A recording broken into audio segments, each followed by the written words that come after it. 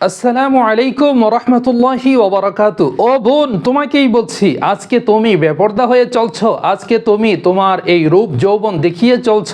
যেই ছেলেকে পাওয়ার জন্য তোমার সব কিছু তুমি শেষ করে দিলা, রাতের ঘুম বন্ধ করে দিলা, তোমার মা বাবার সাথে সম্পর্ক খারাপ করলা, সকলের সাথে তোমার দূরত্ব সৃষ্টি করলা, যেই ছেলেকে পাওয়ার জন্য একদিন এই ছেলেই তোমাকে ছেঁকা দিয়ে বাঁকা বানিয়ে চলে যাবে, এই ছেলেকে তুমি পাবা না।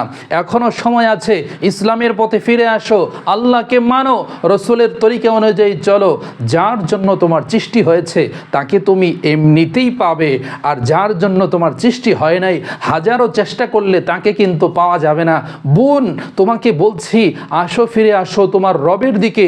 তুমি তো সেই মা ফাতেমার উত্তরসূরি, তুমি তো সেই আসিয়ার উত্তরসূরি, তুমি তো সেই মা মারিয়াম আলাইহিস সালাতু ওয়াস সালামের উত্তরসূরি, যে নাকি নিঃসন্তান দুনিয়াতে অনেক বৎসর ছিল, তবুও কোনো পর মানুষের সাথে সাক্ষাৎ করেনি।